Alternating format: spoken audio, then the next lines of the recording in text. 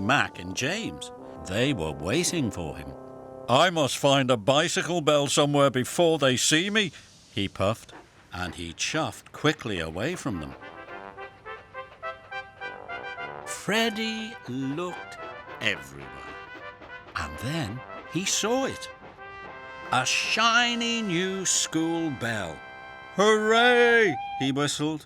"A big school bell is far better than a little bicycle bell. With a bell that big, everyone will know the thin controller is there." The workman put the bell on the bike, but it was very heavy. The bicycle toppled off the flatbed and crashed to the ground. All the bells jingled and jangled. Peter, Sam, Mighty Mac and James heard the clatter and rushed over. The yard manager was very cross, and everyone looked at Freddie. "The thin controller is waiting for his new bicycle," the yard manager said sternly. "I'll have all the bells taken off, then you must deliver it to him." Freddie felt sillier than he had ever felt. Later, Freddie was puffing glumly out of the wharf. He met Thomas chuffing in. "What's the matter, Freddie?" tooted Thomas. Freddie told Thomas everything that had happened. "And it's all because I felt silly and didn't ask James where to find a bicycle bell." "I'm sure you'll find one soon," Thomas whistled. Suddenly, Freddie saw a bright new foghorn on Thomas's flatbed. "Where are you taking that bright new foghorn?" Freddie asked. "It's not new, it's old," tooted Thomas. "But it still works very well.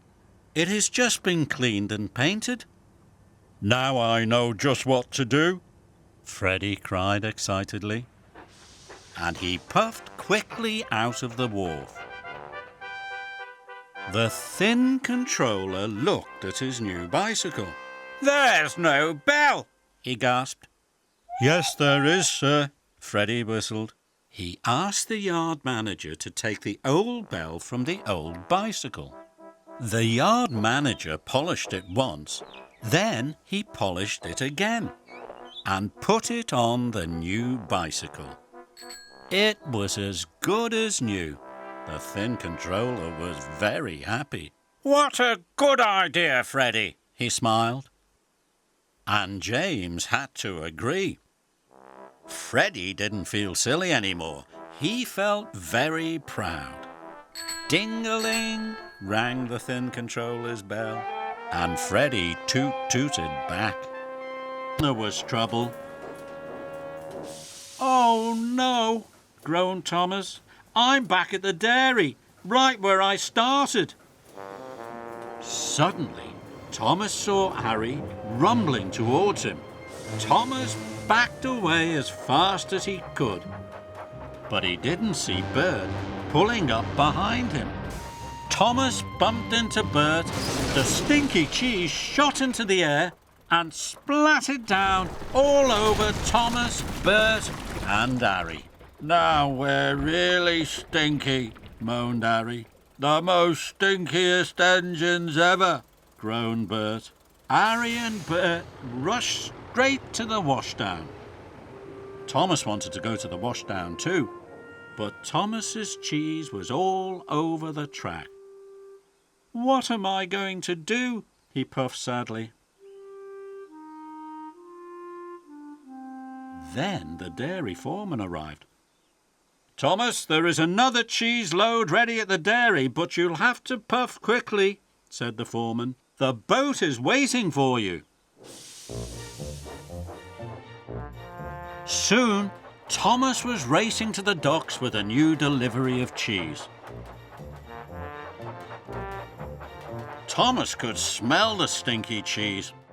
"Phew," he wished, but he knew he had to carry on. "Must get to the docks, must get to the docks," he chuffed. "Yuck, what a smelly delivery," wished James as he passed.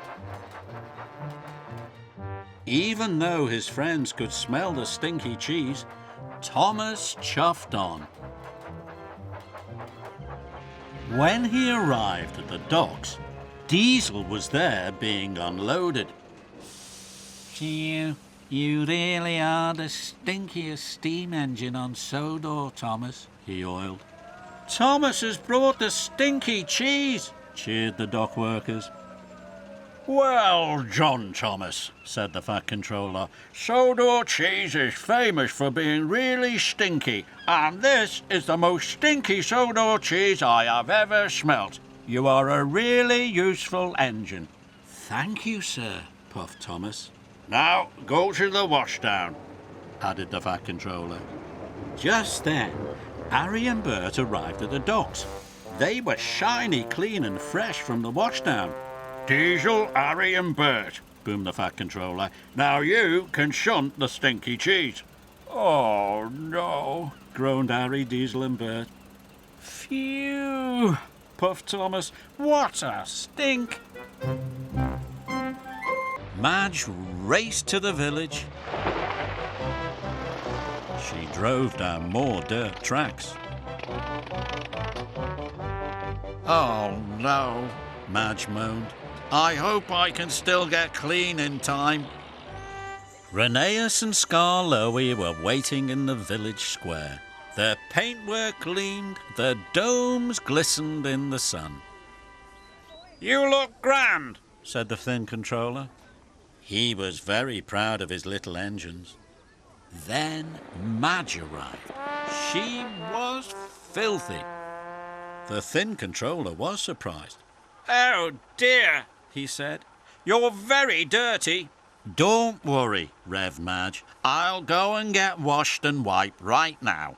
But mud had clogged up Madge's exhaust pipe. Suddenly, she backfired. The mud sprayed all over Rheneas and Scar Lowy. Oh, no, cried Madge. Then Madge saw the brass band. Madge was worried. How am I going to get you clean in time? I'm the dirtiest of all, she cried. We could help get you clean, puffed Scar Lowy. But you're dirty too, Madge moaned. The band is waiting for you, chuffed Rheneas. Madge gasped. She knew she had to be extra clean and shiny to pull the brass band. It was time for her to get clean. Make sure you clean her wheel arches, puffed Rheneas. And wash her windscreen, chuffed Scar Lowy. Soon Madge was sparkling and clean. Thank you, she said. Now you have to get clean too. Madge was about to tell the engines how to get extra clean and extra shiny. Then she saw what the engineers were doing. They were scrubbing all around the number and nameplates. They washed the whistles and buffed the boiler bands. They scrubbed from the top of their funnels right down to their footplates. My, what a wonderful job, laughed Madge. That's because you helped us before, puffed Rheneas. Madge smiled. She felt very happy. It was soon time for the country show and engine rally to begin. Madge sparkled and shone as she proudly pulled the brass band. You both look wonderful, called Madge. But she still wasn't sure if they had washed behind their buffers. My blue box and my big yellow sheet, said the great magician. Without them, I can't do my grand finale. Thomas felt awful. He had been daydreaming about being in the magic show. He hadn't listened properly to the Fat Controller. He'd puffed to all the right places, but he'd picked up all the wrong things. I'm sorry, he wished sadly. I've been a very silly engine.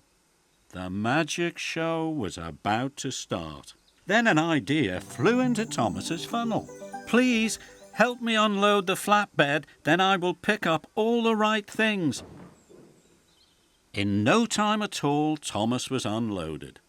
Thomas knew he would miss the magic show, but he knew he had to be back in time for the grand finale. First, Thomas went to Maithwaite Station. Blue box, he whooshed to himself. and there he saw the big blue box. Thomas was pleased. Soon it was loaded, and Thomas raced off. Next, Thomas chuffed to Maron Station. Red carpet, he puffed to himself. And sure enough, there was a red carpet ready to be loaded. Thomas was very happy. Lastly, Thomas steamed into Knapford.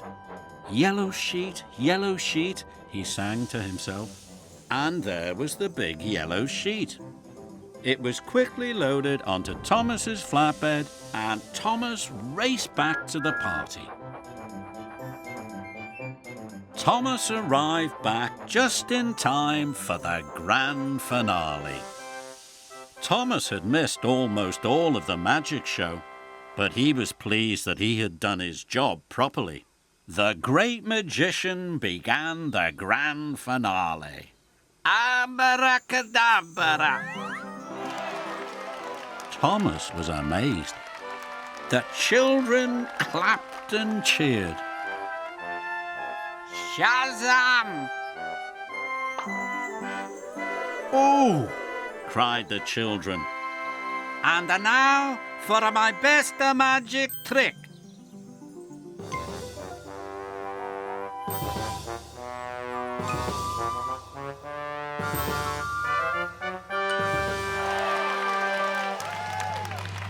The children laughed and cheered, and Thomas was the star of the show.